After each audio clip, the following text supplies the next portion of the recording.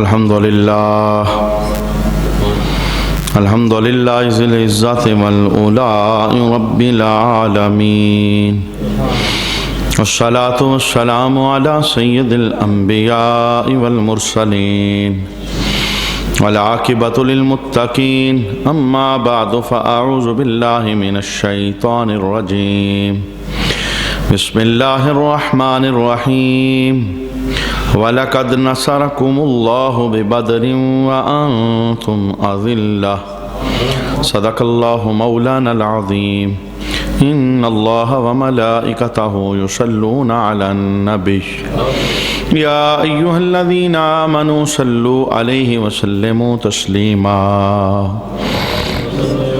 اللہم صلی علی سیدنا و مولانا محمد وعلی آل سیدنا و مولانا محمد وبارک وسلم وصلی علیہ الصلاة والسلام علیکہ یا سیدی یا رسول اللہ، الصلاة والسلام علیکہ یا سیدی یا حبیب اللہ، الصلاة والسلام علیکہ یا سیدی یا شفیع المذنبین، وعلی آلکہ واصحابکہ یا سیدی یا رحمت للعالمین۔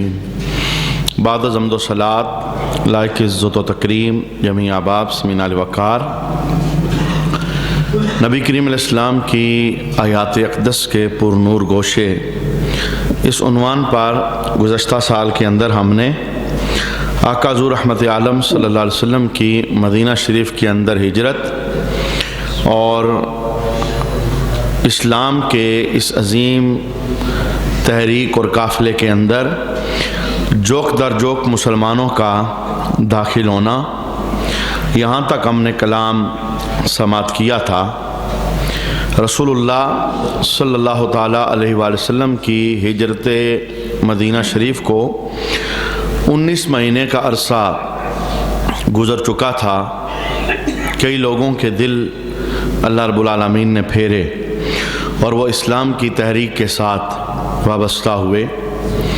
وہ عظیم درخت جس کی بنیادوں کے اندر رسالت مآب صلی اللہ تعالیٰ علیہ وآلہ وسلم نے طائف کے گلی بازاروں کے اندر پتھر کھا کے اپنے جسم نازنین سے خون نکلوایا اور کفر کے ان بدبخت لوگوں کی زبانوں سے گالیاں سنی، مختلف طعنے سنے، آج وہ عظیم درخت اپنا پھل ظاہر کر رہا تھا اور شرق و غرب کے اندر اسلام کی روشنیاں پھیل رہی تھی۔ 19 مہینے بعد ایک عظیم مارکہ، جس مارکے کو حق اور باطل کی جنگ بھی کہا گیا اور جس مارکے کو اسلام اور کفر کی جنگ کا نام بھی دیا گیا، اور جس مارکے کو قرآن حکیم نے فرقان کے نام سے یاد کیا، وہ مارکہ میدان بدر کا مارکہ ہے۔ نبی کریم علیہ السلام کی مدینہ شریف کے اندر جلوہ گری اور پھر اسلام کا مدینہ شریف کے اندر مضبوط ہونا، لوگوں کا جوک در جوک اسلام کے قافلے کے اندر شریک ہونا، کافروں کو کسی طرح سے بھی یہ برداشت نہیں تھا اور وہ موقع کی تلاش کے اندر تھے، کوئی ایسا موقع ملے کہ ہم اسلام کی اس تحریک کو سرے سے مٹا کر رکھ دیں۔ آج نبی کریم علیہ السلام نے صحابہ کے ساتھ ایک مشاورت کی۔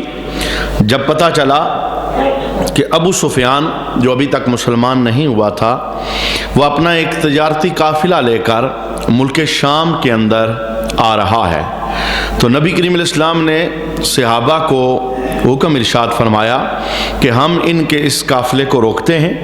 یہ ایک بہت بڑا تجارتی قافلہ تھا، جس تجارتی قافلے کے اندر تاجروں کے علاوہ 40 محافظ بھی موجود تھے جو اس تجارتی قافلے کا حصہ تھے۔ تو نبی کریم علیہ السلام نے ارشاد فرمایا، ھذا ابو سفیان قافلا بتجارت قریش، یہ ابو سفیان ہے جو اپنے تجارتی قافلے کے سمیت آ رہا ہے تو ہم اس کا رستہ روکتے ہیں، اس سے مسلمانوں کو فائدہ ہوگا اور اسلام کی تحریک مضبوط ہوگی۔ اس ارادے کے ساتھ آقا ذو رحمت عالم صلی اللہ تعالیٰ علیہ وآلہ وسلم نے ارشاد فرمایا، من کان زارہ حاضرا فلیرکب معانا، جس کی سواری حاضر ہے وہ سوار ہو جائے اور ہمارے ساتھ چلے۔ یعنی اچانک یہ پلان بنا اور اچانک ہی یہ اعلان ہوا، تو ظاہر ہے سب کی سواریاں حاضر نہیں تھی، کسی کی سواری جنگل میں، چراگاہ میں، کسی کی سواری کسی تجارتی سفر کے اندر تھی۔ تو نبی کریم علیہ الصلوۃ والسلام عذر جانتے تھے، تو یہ حکم ارشاد فرمایا جس کی سواری حاضر ہے وہ ہمارے ساتھ شریک ہو جائے۔ وَلَمْ يَنْتَظِرْ مَنْ كَانَ زَارُهُ غَائِبًا عَنْهُ، اور محبوب کریم علیہ السلام نے ان لوگوں کا انتظار نہ کیا جو غائب تھے، یعنی موجود نہیں تھے مدینہ شریف کے اندر، کسی کام سے باہر گئے ہوئے تھے۔ تو جو حاضر تھے ان کی تعداد تقریباً 313 یا 315، یہ دو فگر بیان ہوئے، وہ بنتی تھی۔ تو آقا ذو رحمت عالم صلی اللہ تعالیٰ علیہ وآلہ وسلم کے حکم پر ابو سفیان کے اس تجارتی قافلے کے تعاقب کے لیے یہ لوگ جمع ہو گئے۔ اچھا، ان کے پاس جو سواریاں تھیں باقاعدہ موجود ہے، 80 اونٹ تھے ان کے پاس اور ایک گھوڑا تھا، اور اسلحہ بالکل برائے نام تھا، یعنی نہ ہونے کے برابر، کسی کے پاس تھا اور کسی کے پاس نہیں تھا۔ چونکہ یہ 313 تھے، یہ سمجھتے تھے کہ 40 محافظ ہیں اور 10-12 ساتھ تاجر ہیں، اور ان کو دبوچنا یا ان کو پکڑنا ہمارے لیے کوئی مشکل نہیں ہے، اسلام کی اپنی شان، اسلام کی اپنی طاقت ہے۔ تو اس ارادے اور نیت کے ساتھ یہ ان کے تعاقب کے اندر نبی کریم علیہ الصلوۃ والسلام کے حکم پاک پر مدینہ شریف سے روانہ ہونے لگے۔ جس وقت یہ قافلہ مدینہ شریف سے روانہ ہونے لگا، چونکہ 80 اونٹ تھے، 313 بندے تھے، تو نبی کریم علیہ الصلوۃ والسلام نے تقسیم فرمائی کہ ہم ایسا کریں گے، ایک اونٹ پر 3 بندے باری باری سوار ہوں گے۔ پہلے ایک بندہ سوار ہوگا، 2 پیدل چلیں گے، پھر دوسرا سوار ہوگا، پھر 2 پیدل چلیں گے، پھر تیسرا سوار ہوگا، پھر 2 پیدل چلیں گے، یوں ہم سفر طے کریں گے۔ یعنی ایک اونٹ کے اوپر ایک بندہ سوار ہوگا، 2 پیدل چلیں گے، تاکہ اونٹ پر بھی زیادہ بوجھ نہ بنے، کیونکہ اس نے بھی چلنا ہے، اور پھر بندے بھی تقسیم در تقسیم ہو کر چلتے رہیں۔ یعنی ایسا نہیں کہ جس کے پاس سواری نہیں ہے وہ پیدل ہی چلتا رہے، بلکہ رسول اللہ نے اس انداز کے اندر سواریوں کے اندر بندوں کو تقسیم فرمایا۔ اور قربان جاؤں رسول اللہ صلی اللہ تعالیٰ علیہ وسلم کی شان عدل و مساوات پر، نبی کریم علیہ السلام نے فرمایا ایسا نہیں ہے کہ میں اپنے اونٹ پر اکیلا سوار ہوں گا، میں بھی اپنے ساتھ 2 بندوں کو رکھوں گا۔ اور رسول اللہ نے 2 بندے جن کا نام منتخب کیا، ایک کا نام حضرت مولا علی مشکل کشا رضی اللہ تعالیٰ عنہ، اور دوسرے کا نام حضرت ابو لبابہ رضی اللہ تعالیٰ عنہ۔ اور روحہ کے مقام پر حضرت ابو لبابہ کو رسول اللہ نے واپس مدینہ بھجوا دیا نائب بنا کر، کہ جو باقی لوگ ہیں آپ ان کی حفاظت کرنا، پھر ایک اور صحابی کو ساتھ جوڑ لیا۔ تو نبی کریم علیہ الصلوۃ والسلام نے ارشاد فرمایا کہ ہم بھی باری باری سفر کریں گے، جو باری میرے پیدل چلنے کی ہوگی میں پیدل چلوں گا، اور جو باری تمہارے سوار ہونے کی ہوگی میں تمہاری نکیل پکڑ کر ساتھ ساتھ چلوں گا۔ اچھا، یہ عجیب منظر کائنات بر نے ملاحظہ فرمایا۔ نبی کریم علیہ السلام سواری پر سوار ہوئے اور صحابہ نے نکیل پکڑی۔ جس وقت وہ مقام آ گیا جہاں سواریاں بدلنی تھی، تو آقا ذو رحمت عالم صلی اللہ تعالیٰ علیہ وسلم اپنی سواری سے نیچے تشریف لے آئے۔ تو ابو لبابہ رضی اللہ تعالیٰ عنہ اور حضرت علی رضی اللہ تعالیٰ عنہ دونوں ہاتھ باندھ کر سامنے کھڑے ہو جاتے ہیں، یا رسول اللہ صلی اللہ علیہ وسلم، یہ ہماری معراج ہے کہ ہم آپ کے ساتھ سفر کر رہے ہیں، ہمارے لیے بس یہی کافی ہے کہ ہم نے آپ کی سواری کی نکیل پکڑی ہے، حضور ایسا نہ کریں، آپ سوار رہیں، ہم پیدل چلیں گے، باقی لوگوں کو سواریاں بدلنے دے، ہم آپ کو پیدل نہیں چلنے دیں گے۔ اب رسول اللہ صلی اللہ علیہ وسلم نے 2 جملے ارشاد فرمائے جو بڑے خوبصورت جملے تھے، اور جن جملوں نے صحابہ کی جو اندر کی ہمت تھی اسے بڑھا دیا۔ وہ جملے کیا تھے؟ میرے محبوب نے ارشاد فرمایا، ما انتما باقوی منی، کیا تم میں سے کوئی بندہ مجھ سے زیادہ طاقت رکھنے والا ہے؟ تم کہتے ہو ہم پیدل چلیں گے اور مجھے سوار کرواتے ہو، کیا تم دونوں میں سے کوئی مجھ سے زیادہ طاقتور ہے؟ یا رسول اللہ نہیں، طاقت تو آپ ہی کی زیادہ ہے، تو پھر دوسرا جملہ رسول اللہ نے ارشاد فرمایا وما انا اغنا عنکما عن الاجر، اور بات یہ نہیں جس طرح تمہیں اجر چاہیے اللہ کے دربار میں بھی اجر کا محتاج ہوں۔ میں بھی چاہتا ہوں جب پیدل چلوں گا اللہ کے رستے میں جا رہے ہیں تو قدم قدم پر اجر ملے گا۔ تو یہ جملے بول کر رسول اللہ صلی اللہ علیہ وسلم نے ان صحابہ کو اپنی باری پر سوار کیا، ایک قائد کے لیے، ایک لیڈر کے لیے اور لوگوں کی رہنمائی کرنے والے کے لیے رسول اللہ صلی اللہ تعالیٰ علیہ وسلم نے مساوات کا ایک خوبصورت سبق ارشاد فرمایا۔ یہی سبق پڑھا تھا جناب عمر رضی اللہ تعالیٰ عنہ نے جب عجمیوں کے ملک کے اندر آپ گئے تھے اور وہاں کچھ صحابہ موجود تھے اور انہوں نے بہت بڑا لشکر استقبال کے لیے کھڑا کیا ہوا تھا کہ آج مسلمانوں کا امیر المومنین آ رہا ہے، 22 لاکھ مربع میل پر حکومت کرنے والا، اور کفر کے اندر جس کی زبان حق ترجمان کا نام سننے کی وجہ سے لرزہ طاری رہتا تھا۔ لیکن جناب علی آپ کے ساتھ بھی غلام تھا اور آپ سفر اسی طرح کر رہے تھے، کبھی آپ سوار ہوتے، کبھی غلام کو کرتے، کبھی آپ سوار ہوتے، کبھی غلام کو کرتے۔ دلچسپ بات یہ کہ جب آپ نے عجمیوں کے ملک میں داخل ہونا تھا اور پانی سے آپ نے کراس کرنا تھا، اس وقت باری اس غلام کی تھی، اس نے بیٹھنا تھا اونٹ پر، تو جناب عمر رضی اللہ تعالیٰ عنہ نے اسے اونٹ پر بٹھایا اور اس کے اونٹ کی لگام کو پکڑا اور جوتے اپنے اٹھائے اور اپنی بغل کے نیچے دبا لیے۔ یہ کمال اس بندے کا عاجزی والا معیار تھا، یعنی حکومت اتنی بڑی ہے کہ شرق و غرب کے لوگ دہشت کھاتے ہیں، لیکن عاجزی کتنی ہے۔ ایک صحابی نے جملہ بول دیا تھا امیر المومنین آپ یہ کیا کرتے ہیں، اسلام کا اچھا تشخص ظاہر نہیں ہوگا، یہ لوگ کہیں گے مسلمانوں کا امیر المومنین وہ ہے، یہ جوتے دیکھیں بغل کے نیچے اٹھائے ہوئے ہیں۔ اللہ اکبر، جناب عمر کی آنکھوں کے اندر آنسو آ گئے اور آپ نے جملہ کیا بولا، فرمایا میں عمر وہ ہوں جس سے اونٹ کی تار میں سیدھے نہیں ہوتے تھے۔ تم کیا سمجھتے ہو یہ ساری عزتیں یہ کوئی میرا کمال ہے؟ آج میں نے جوتے اٹھا کر بغل میں رکھے ہیں تو میری کوئی انسلٹ ہو گئی، بے عزتی ہو گئی؟ میں عمر وہ ہوں جو اونٹوں کی کتار سیدھی نہیں کر سکتا تھا۔ یار یہ جو کچھ مجھے دیا ہے یہ رب نے سونے محمد کی وجہ سے عطا فرمایا، تو یہ جوتے اٹھا کے بغل اس میں میری بے عزتی نہیں ہے۔ تو اچھا وہ جو سامنے لوگ تھے نا ان کے ذہن کے اندر یہ بات پیدا ہوئی، انہوں نے کہا اچھا یہ جو سواری پر سوار ہے کالے رنگ کا ابشا کا غلام تھا تو یہ مسلمانوں کا امیر المومنین ہے؟ تو صحابہ نے بتایا بھائی یہ امیر المومنین نہیں ہے، یہ جو سواری پر سوار ہے یہ غلام ہے اور جو نکیل پکڑ کے آگے آ رہا ہے یہ ہمارا امیر ہے۔ اب ان لوگوں کے دل کے اندر دبدبا پیدا ہوا کہ اتنا عظیم الشان بندہ، اور مساوات کا سبق، اصل کے اندر یہ مساوات کا سبق بدر کے میدان کے اندر رسول اللہ صلی اللہ علیہ وآلہ وسلم نے اپنے غلاموں کو پڑھایا ہوا تھا کہ یوں تم نے قیادت کرنی ہے اور یوں تم نے لیڈر بن کر مسلمانوں کے بخت کو جگانا ہے۔ خیر اس شان کے ساتھ یہ قافلہ مدینہ شریف سے آگے روانہ ہوا۔ رسالت مآب صلی اللہ علیہ وآلہ وسلم جب اپنا قافلہ لے کر اس مقام پر پہنچے جس مقام کے اوپر ابو سفیان کو روکنا تھا، تو خبر پتہ چلی کہ وہ تو نکل گیا ہے، وہ یہاں نہیں ہے، وہ تو نکل گیا ہے۔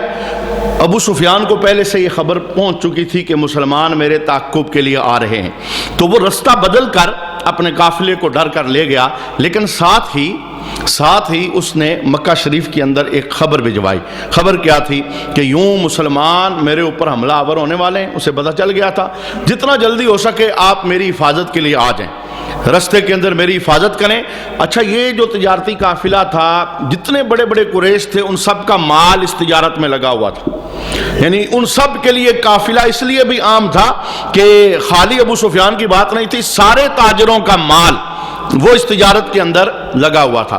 جب یہ بات مکہ شریف کے اندر پہنچی، دشمنی کے اندر جس بندے کا سب سے پہلا نمبر ہے ابو جہل، جاہلوں کا باپ، اور مکہ والے سے ابو الحکم کہتے تھے، حکمت کا باپ، لیکن اسلام کے اندر اس کا تعارف یہ ہوا ابو جہل، جہلوں کا باپ، اس لیے کہ وہ کبھی حکیم نہیں ہو سکتا جسے سونے محمد کی پہچان نہ آئے۔ حضور کو نہ پہچان سکا، بھلا اس میں حکمت کیسے ہو سکتی ہے؟ تو اس نے سب مسلمانوں کو جو آ رہے تھے بدر کے میدان کی طرف اور تعاقب کر رہے تھے ابو سفیان کے قافلے کا، جانتا تو سب کو تھا۔ اس نے ان کی پرانیاں دشمنیاں جو تھی، مکے کے اندر جو ماحول تھا، وہ سارا مکے کے کافروں کے سامنے کیا اور کہا جلدی جلدی تیاری کرو۔ مختصر یہ، کیونکہ وقت کے دامن کے اندر اتنی گنجائش نہیں، بہت بڑا اس نے لشکر ایک تیار کر لیا، اور اس لشکر کے اندر مسلمان کتنے تھے؟ 313۔ اس کے پاس جو لشکر تیار ہوا 1000 سے اوپر ان کی تعداد تھی، سب کے پاس اسلحہ۔ اور جس طرح یہ غرور، تکبر اور اپنے طاقت کے نشے کے اندر مکہ شریف سے نکلا، وہ لفظ وہ سننے والے۔ اور دور حاضر کے اندر کچھ مسلمانوں کے اندر بھی غرور آتا ہے مختلف مواقع پر، میں ذرا ٹچ اسے دینا چاہتا ہوں۔ ذرا پہلے وہ لفظ سنیے کہ ابو جہل اپنے اس لشکر کو لے کر کیسے نکلا مسلمانوں کے خلاف اور مسلمانوں پر حملہ کرنے کے لیے۔ باقاعدہ لفظ موجود ہیں، معاہم الکیان وہن العماء المغنیات یضربن بالدفوف۔ جب ابو جہل نکلا تو اس کے ساتھ گانا گانے والی کنیزیں اور لونڈیاں تھی، جو کیا کر رہی تھی؟ دف بجا کر گانے گا رہی تھی۔ دوسرا جملہ، یغنینا بہجاء المسلمین، مسلمانوں کی ہجو کر رہی تھی، ان مسلمانوں کے خلاف جملے بول رہی تھی۔ ناچنے والی عورتیں وہ اس نے ساتھ رکھی ہوئی تھی، اور پورے لشکر کی توازوں کے لیے اس نے خاص یہ اہتمام کیا تھا، شراب کے جام ساتھ تھے، گانے والی عورتیں ساتھ تھی، اور گانا گاتے ہوئے، رقص کرتے ہوئے، شراب پیتے ہوئے یہ مکہ سے پورے تکبر اور غرور کے ساتھ باہر نکلتے ہیں کہ آج ہم اسلام کو ملیا میٹ کر دیں گے اور اس تحریک کو جڑ سے ختم کر دیں گے۔ میں مزید آگے بڑھوں گا، لیکن میں اتنا جملہ بولنا چاہتا ہوں، بزموں کے اندر، محفل کے اندر یہ گانے کا رواج، ناچنے والیوں کا رواج، یہ مسلمانوں کا شیوا نہیں ہے۔ مسلمانوں کی بزمیں کیسی ہوتی ہیں، تھوڑی دیر بعد میں آپ کو بتاؤں گا بدر کے مقام کے اندر محمد عربی کی محفل کیسی تھی۔ مسلمانوں کی محفلوں کا یہ رنگ نہیں ہے، معذرت کے ساتھ۔ دور حاضر کا مسلمان، اچھا کچھ عرصہ پہلے، 5-7 سال پہلے تھوڑی سی شرم حیا تھی، اجلوں کو آ کر نچواتے تھے، غلط تو وہ بھی ہے، لیکن اب شرم حیا بالکل سر سے اٹھ گئی، اب کنجریاں لا کر نچواتے ہیں۔ اور مجھے بتائے وہ بھائی، مجھے بتائے وہ باپ، مجھے بتائے وہ بیٹا، کیسے اپنی بیٹی کو، بہن کو، ماں کو روکے گا کل کو کہ یہ چیزیں صحیح نہیں ہیں؟ وہ کہیں گے کہ ہم کیسے رکیں جب تو گھر آ کر کنجریاں نچوا رہا ہے، اگر غلط ہوتا تو تو نہ کرتا۔ تو جناب اس وقت تو غیرت جاگ جائے گی، لیکن میں کہتا ہوں اس سے پہلے غیرت کو جاگنا چاہیے۔ یہ مسلمانوں کا مزاج نہیں ہے۔ یورپ کی کشتیوں کے اندر اتنا بیٹھ کر نہ اپنے آپ کو تیرانے کی کوشش کرو کہ دوزخ کے گڑھے کے اندر جا کر گرو۔ ہمارا یورپ معیار نہیں ہے، ہمارا معیار سونے محمد کی سیرت ہے، حضور کا دیا ہوا طریقہ۔ یہ دیکھیں ابو جہل کافر، یہ ان کا طریقہ تھا، ہزاروں کا مجمع انہوں نے تیار کیا، شراب والے ساتھ ہیں، گانے والی عورتیں ساتھ ہیں، طبل بجائے جا رہے ہیں، گانے گائے جا رہے ہیں۔ کیوں؟ مسلمانوں کو مٹانا چاہتے ہیں۔ اور کفر نے بڑی پلاننگ کے ساتھ یہ چیز مسلمانوں میں داخل کی ہے۔ میں ایک ایسے گھر کو جانتا ہوں، 25 سال پہلے جب ان کے گھر کے اندر گانے کا ایک آلہ وہ داخل ہوا، بیٹا لے کے آیا تو باپ کی بیٹے کی لڑائی ہو گئی، اور اتنا غیرت مند باپ کہ اس نے ڈنڈے سے اس کا سر پھوڑ دیا، اور یہ دھمکی دے دی کہ اگر یہ گانے والا آلہ میرے گھر میں رہے گا تو تو میرے گھر میں نہیں رہ سکتا۔ یہ حال 20-25 سال پہلے غیرت مند باپ کا ہے، اور جس ماحول کے اندر ہم سانس لے رہے ہیں، جناب علی نہ پوچھئے کہ یورپ اور وہ تحریک جو کفر کی تحریک ہے وہ کتنے کامیاب ہوئے۔ گھر کو چھوڑیے، ہر بندے کے جیب کے اندر یہ ڈیوائس دے دی، اور اس ڈیوائس کے اندر انہوں نے اپنے من کی ہر کہانی ڈال کے دے دی۔ تمہیں گناہ کرنے کے لیے کہیں جانا نہیں پڑے گا۔ اب بچے گا کون؟ اب بچے گا وہی جس کے اردا گرد سونے محمد کی سیرت کا پیرا ہوگا۔ اور انہوں نے آپس میں باقاعدہ یہ میٹنگ کی تھی، مسلمان کو مٹانا ہے، مسلمان کو گرانا ہے، اسے ناکام کرنا ہے، ایک ہی طریقہ ہے، ان کے دلوں سے رسول اللہ کی نسبتوں کا حیا نکال دو۔ دکھنے میں مسلمان نظر آئے، اندر 61 یہودی چلے، اندر کیسٹ عیسائی چلے، وجود مسلمان کا ہو، سوچ کسی اور طرف سے آئے۔ یہی تو وجہ ہے ہمارے دور کا مسلمان کہتا ہے مولانا کیا ہوا؟ اور اللہ کے حبیب بڑی بزم کے اندر یہ جملہ کیا بولتے ہیں، سنو رب نے مجھے گانے بجانے کے خلاف جہاد کرنے کے لیے بھیجا ہے، میں محمد جہاد کرنے آیا ہوں۔ لگے ہاتھوں میں نے ایک جملہ بول دیا، چونکہ طبیعت یہی ہے کہ اللہ رب العالمین رسول اللہ صلی اللہ علیہ وسلم کی زندگی کے مبارک یہ جو ہم شب و روز سیکھ رہے ہیں، ان میں سے ہمیں کوئی نور عطا فرمائے، ہم اپنی زندگی کے تانے بانے درست کریں۔ اچھا، رسول اللہ صلی اللہ علیہ وسلم اپنے قافلے کو لے کر ایک مقام پر پہنچے جس مقام کا نام تھا مقام زفران۔ اچھا، ادھر رسول اللہ کو یہ خبر پتہ چلی، یہ مدینے سے بدر کی تیاری کے لیے نہیں نکلے تھے، یہ بات قابل توجہ ہے۔ اگر مدینے سے بدر کی تیاری کے لیے نکلتے تو پھر کوئی اسلحے کا بندوبست ہوتا، کوئی بندوں کا جتھا ہوتا، بندے اور بھی تھے، ایسا نہیں تھا کہ بندے 313 ہی تھے۔ رسول اللہ صلی اللہ علیہ وسلم کا یہ جملہ کہ جو حاضر ہے، جس کی سواری حاضر ہے وہ آ جائے، اور جو حاضر نہیں ہے، چونکہ انہوں نے تعقب کرنا تھا ابو سفیان کے قافلے کا، اب اس وقت 313 تھے، حاضر تھے، آگے سواریاں بھی محدود تھی، اسلحہ بھی برائے نام تھا۔ اچھا، مقام زفران پر رسول اللہ کو اطلاع ملی کہ ابو سفیان تو بچ کر بھاگ گیا ہے، لیکن ابو جہل ایک بہت بڑا قافلہ لے کر وہ حملہ کرنے کے لیے آ رہے۔ تو اب میرے محبوب کریم علیہ السلام کے جو جانسار ساتھ تھے، چونکہ ایک قائد کے لیے سب سے زیادہ اہمیت ان جانساروں کی ہوتی ہے جو اس کے ساتھ چلنے والے ہوتے ہیں، اگر وہ اچھے ہیں تو کامیابی مقدر بنتی ہے، اور اگر وہ بے وفا ہیں، امام حسین کے ساتھ کتنے چلے تھے، بے وفائی کر گئے تھے، خط لکھ کر انہوں نے بلایا تھا نا کوفے والوں نے، لیکن این وقت آیا بے وفائی کر گئے۔ لیکن سنیے، میرے محبوب کریم علیہ السلام نے مشاورت کی مجلس قائم کی، اے میرے ساتھ چلنے والے بتاؤ اب حالات یہ ہیں، ہم نے تو ان حالات کی تیاری کے اندر سفر نہیں کیا تھا، ہم تو ابو سفیان کے قافلے کے تعاقب میں آئے تھے، اور یہ تو ایک لشکر جرار جس کی تعداد ہزاروں میں ہے، اور اسلحہ ان کے ساتھ ہے، اور یوں ہمیں جڑ سے مٹانے کی کوشش کے اندر آ رہے ہیں، اب کیا کرنا ہے؟ سب سے پہلے ایک صحابی کھڑے ہوئے جن کا نام حضرت مقداد بن عمر تھا، انہوں نے عرض کی یا رسول اللہ صلی اللہ علیہ وسلم امدی لما اراک اللہ ونحن معاک، حضور آپ آگے کندھا بڑھائیے، جدھر آپ کو اللہ نے حکم دیا ہے ہم ہر میدان میں آپ کے ساتھ، اگر رب کا حکم ہے آگے بڑھنا ہے آپ آگے چلیے، ہم آپ کے ساتھ ہیں۔ اور حضرت مقداد بن عمر نے بہت خوبصورت جملہ بولا، کہنے لگے واللہ لا نقول لک کما قال بنو اسرائیل لموسیٰ، رب کی عزت کی قسم ہم وہ جملہ نہیں بولیں گے جو بنو اسرائیل نے جناب موسیٰ سے بولا تھا۔ انہوں نے کیا کہا تھا؟ اذهب انت وربک فقاتلا ان ہاؤنا قاعدون، بنی اسرائیل نے کہا تھا نا پیارے موسیٰ کو، آپ جائیے، آپ کا رب جائے لڑائی کرے، ہم تو نہیں جانے والے، ہم تو ادھر ہی ہیں۔ تو حضرت مقداد بن عمر نے کہا یا رسول اللہ ہم وہ جملہ نہیں بولیں گے، ہم کیا کہیں گے؟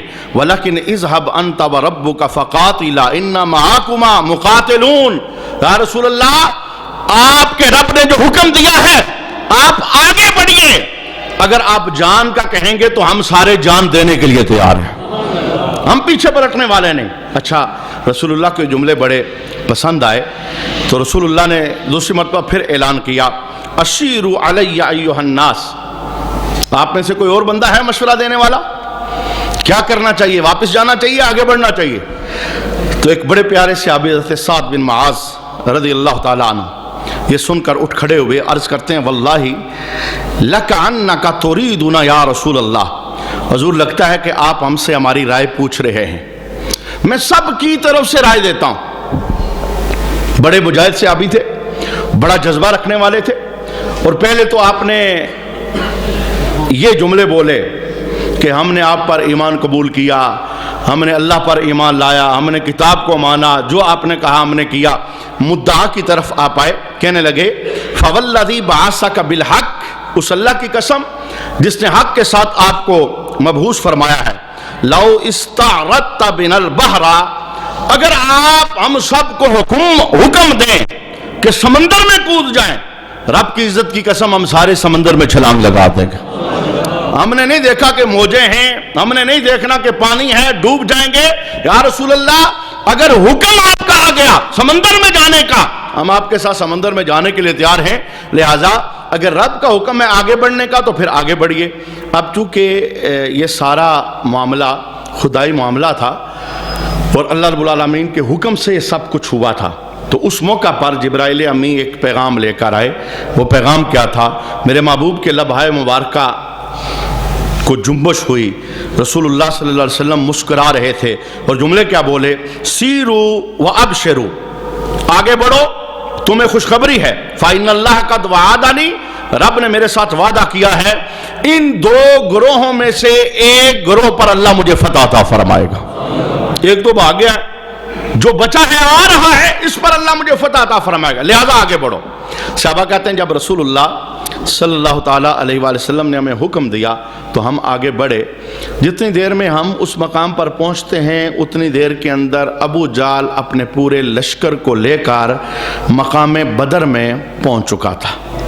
جو لوگ حج عمرے کے لیے گئے ہیں تو نسبتوں کی زیارت لوگ کرتے ہیں، تو میدان بدر جو ہے اس کے دو حصے ہیں، ایک آپ مدینہ شریف کی طرف سے جاؤ اور دوسرا آپ مکے کی طرف سے آؤ۔ جو مکے کی طرف سے آنے والا حصہ ہے وہ ذرا اونچا ہے، اونچی جگہ پہ، اور جو مدینے والا حصہ ہے وہ نشیب کے اندر ہے، ذرا نیچی جگہ پر ہے۔ اچھا، جس وقت وہ آئے تو انہوں نے جو اونچی جگہ تھی، مٹی بہت زیادہ تھی وہاں پر، وہ جگہ انہوں نے قبضے کے اندر کر لی، پہاڑی کی اس طرف اونچی جگہ، اور یہ دکھنے کے اندر بڑی فائدے والی جگہ تھی۔ تو نبی کریم علیہ السلام اپنے صحابہ کے ساتھ جس وقت داخل ہوئے میدان بدر کے اندر تو ابتدائی طور پر ایک کنواں آپ کو نظر آیا، یکے بعد دیگرے بے شمار وہاں کنویں تھے، اور اگر انہیں پانی کے لیے آنا تھا تو یہاں پر ہی آنا تھا کیونکہ ادھر پانی نہیں تھا۔ تو ایک صحابی نے بڑا خوبصورت مشورہ دیا، یا رسول اللہ ایسا کرتے ہیں کہ جتنے کنویں ہیں نا ان میں سے پانی نکالتے ہیں، ایک کنویں کو بطور حوض بناتے ہیں، پانی اس میں اکٹھا کرتے ہیں، باقی کنووں کو ختم کر دیتے ہیں، بند کر دیتے ہیں، اور جس کنویں کو حوض بنائیں گے اسی کے قریب ہم اپنا ڈیرا لگاتے ہیں، اور پھر جنگ کے اندر پانی کی سخت ضرورت ہوتی ہے، جنگ بھی کریں گے ساتھ پانی بھی پئیں گے۔ رسول اللہ صلی اللہ تعالیٰ علیہ وآلہ وسلم نے اس مشورے کو قبول کیا۔ اچھا، جیسے ہی وہاں پر صحابہ کرام پہنچے، رسول اللہ کی یہ خوبصورت 313 کی جماعت پہنچی، وہ کافر بھی سارے آگے وہ بدر کے اونچے مقام کی طرف۔ جب رات پڑی تو اللہ تعالیٰ نے بہت موسلا دھار بارش عطا فرمائی، اتنی شدید بارش۔ اچھا، جدھر مسلمان تھے وہ جگہ تھی تو نشیبی، لیکن سارا ریتلا علاقہ تھا، اور ریت کی یہ صفت ہے کہ جب بارش ہوتی ہے تو یہ جم جاتی ہے، سخت ہو جاتی ہے۔ تو پہلے تو مسلمانوں کے پاؤں وہاں نہیں پڑ رہے تھے، لیکن جب جم کر بارش ہوئی تو وہ بالکل جگہ پکی ہو گئی، پختہ ہو گئی، اور جہاں پر وہ تھے وہاں مٹی تھی، شدید ترین کیچڑ وہاں بارش کی وجہ سے، اور اتنا کیچڑ تھا کہ وہ اپنے خیموں کے اندر معصور ہو گئے، باہر نکلنے کا ان کے پاس رستہ نہیں تھا۔ اتنی دیر کے اندر صحابہ کہتے ہیں ہم نے وہ کنویں بند کر کے ایک کنویں کے اوپر قبضہ کیا۔ حضرت سعد بن معاذ جنہوں نے پہلے سمندر کے اندر کودنے کی بات کی تھی، انہوں نے ایک اور مشورہ پیش کیا، یا رسول اللہ صلی اللہ علیہ وآلہ وسلم آپ اجازت دیں تو آپ کے لیے میں ایک عریش بنانا چاہتا ہوں۔ میدان بدر کے اندر ایک مسجد ہے، اس مسجد کا نام ہے مسجد عریش۔ عریش عربی زبان کے اندر چھپر کو کہتے ہیں۔ تو حضرت سعد نے عرض کی، یا رسول اللہ میں ایک چھپر آپ کے لیے تیار کرنا چاہتا ہوں، آپ ہمارے ساتھ نہ رہیں بلکہ اونچی جگہ پر ہم چھپر بنائیں گے، آپ چھپر کے اندر رہیں، اونٹ ہم اس چھپر کے باہر باندھیں گے۔ اگر حالات آپ کو اس طرح کے نظر آئیں کہ ہم سارے شہید ہو گئے تو یا رسول اللہ آپ نے رکنا نہیں ہے، چونکہ آپ کی بڑی ضرورت ہے، آپ اونٹ پر بیٹھ کر واپس چلے جانا مدینہ شریف کے اندر، وہاں بھی دیوانے آپ کے انتظار کر رہے ہیں، پھر ایک جمع غفیر لے کر واپس حملے کے لیے آنا، اور اگر اللہ نے ہمیں فتح عطا فرمائی تو پھر یا رسول اللہ آپ کے ساتھ ہیں۔ تو حضور رحمت عالم صلی اللہ علیہ وسلم نے سعد بن معاذ کے اس مشورے کو قبول کیا اور ایک کھجوروں کا چھپر بنایا۔ حضرت سعد کہتے ہیں یہ چھپر جب تیار ہو گیا، وَكَانَ فِيهِ هُوَ وَأَبُو بَكْرٍ وَلَيْسَ مَعَهُمَا غَيْرُهُمَا، اس چھپر کے اندر صرف رسول اللہ تھے اور جناب بکر صدیق رضی اللہ تعالی عنہ تھے، اور میری کیا ڈیوٹی تھی، میں تلوار لے کے چھپر کے باہر بطور محافظ کھڑا ہو گیا، چونکہ سب سے عظیم ذات وہ رسول اللہ کی ذات تھی۔ اور صحابہ آپس کے اندر مشاورت کر رہے تھے کہ اس میدان بدر کے اندر حضور کو کچھ نہیں ہونا چاہیے، اور اگر نبی کریم علیہ السلام کو کچھ ہوا تو قیامت تک لوگ ہمیں معاف نہیں کریں گے۔ لہذا حضرت سعد بن معاذ کہتے ہیں کہ میں رسول اللہ صلی اللہ علیہ وسلم کے اس مبارک چھپر جسے عریش کہتے ہیں اس کے باہر میں محافظ بن کر کھڑا ہو گیا۔ اور حضرت علی رضی اللہ تعالیٰ عنہ اس رات کی کہانی بیان کرتے ہیں، کہتے ہیں دن کو بارش ہوئی، موسم بڑا ٹھنڈا ہو گیا، لوگ تھکے ہوئے تھے چونکہ لمبا سفر کر کے آئے تھے، پیدل چلے تھے، کچھ سوار ہوئے پھر پیدل چلے، تو میدان بدر کے اندر وہ تو کیچڑ والے معاملے سے نمٹ رہے تھے، یعنی ان کے ہاں بارش کی وجہ سے کیچڑ ہو گیا، اندر معصور تھے، تو ہمارے جتنے قافلے والے تھے سب کے سب سو گئے، تھکاوٹ کی وجہ سے نیند آ گئی، سو گئے۔ لیکن حضرت علی رضی اللہ تعالیٰ عنہ کہتے ہیں میں نے پوری رات ایک منظر دیکھا، سب سو رہے ہیں تھکاوٹ کی وجہ سے، میں نے منظر کیا دیکھا؟ مولا علی کہتے ہیں وَلَقَدْ رَأَيْتَنَا وَمَا فِينَا إِلَّا نَائِمٌ إِلَّا رَسُولُ اللَّهِ صلی اللہ علیہ وسلم يُصَلِّي تَحْتَ شَجَرَةٍ حَتَّى أَصْبَحَ، کہ سارے سو گئے اور مصطفیٰ کریم علیہ السلام اس چھپر کے نیچے کھڑے ہو کے نماز پڑھنا شروع ہو گئے پوری رات۔ یہ سوئے اس لیے نہیں تھے، انہیں پتا تھا کہ یہ جو جنگ ہے یہ میں نے تلوار سے نہیں جیتنی، یہ میں نے رب کی مدد سے جیتنی ہے۔ یہ 300 ہیں، ہزاروں کے ساتھ کیسے مقابلہ کریں گے؟ مولا علی کہتے ہیں پوری رات سب سو رہے تھے، صرف آمنہ کا لال وہ اس شجر کے نیچے، اس عریش کے نیچے نماز کے اندر مصروف تھے، اور بار بار صدا لگ رہی تھی یا حیو یا قیوم، یا حیو یا قیوم، اے اللہ مدد کرنا، میں اپنا سب کچھ لے کر اس میدان کے اندر آ گیا۔ یہ وہ رات تھی جس صبح کے اندر جنگ ہونی تھی۔ اچھا صبح ہوئی نا تو مختلف جاسوسوں کو بھیجا کافروں نے کہ جا کے چیک کرو کہ مسلمانوں کے ہاں کتنے ہیں، تعداد کتنی ہے، ان کی مدد کیا ہے۔ تو ایک بندہ آیا نا، اس نے مجمع دیکھا، صحابہ کے چہرے دیکھے، تو واپس جا کے کہا، اس نے کہا ہیں وہ 300 سے کچھ اوپر ہیں یا 300 سے کچھ کم ہیں، لیکن جو میں ان کی خاموشی کے اندر دیکھ کے آیا ہوں، میں تمہیں کہتا ہوں واپس چلے جاؤ، تمہاری امان اسی میں ہے۔ بعض اوقات خاموشی بھی بے شمار چیزیں بتا دیتی ہے۔ کہا جو میں خاموشی ان کے دیکھ کے آیا ہوں، مطمئن چہرے، ہم ہزاروں ہیں وہ 300 ہیں لیکن مطمئن ہے، وہ جو مطمئن ہے پیچھے کچھ ہے، اور میرا مشورہ یہ ہے واپس چلے جاؤ۔ میرے محبوب کریم علیہ السلام اس چھپر سے باہر نکلے اور میدان بدر کے اندر تشریف فرما ہوئے۔ آپ نے اس میدان کا راؤنڈ کیا اور ایک ایک جگہ پر اپنی چھڑی سے نشان لگایا۔ فرمایا صحابہ ڈرنا نہ، قدم پیچھے نہ کرنا، کل یہاں ابو جہل کا لاشا تڑپے گا، یہاں عتبہ گرے گا، یہاں شیبہ گرے گا، بڑے بڑے کافروں کے نام لیے، اور رب کی عزت کی قسم مسلم شریف کے اندر موجود ہے۔ صحابہ کہتے ہیں اللہ کی عزت کی قسم، جس جگہ میرے مصطفیٰ نے اپنی چھڑی سے نشان لگایا تھا، ہم نے بدر کی جنگ کے بعد کافر کو وہاں پر ہی تڑپتا ہوا پایا۔ یہ اللہ کے حبیب کی پیشن گوئی تھی، پہلے کی خبر، کہا کل ایسا ہوگا۔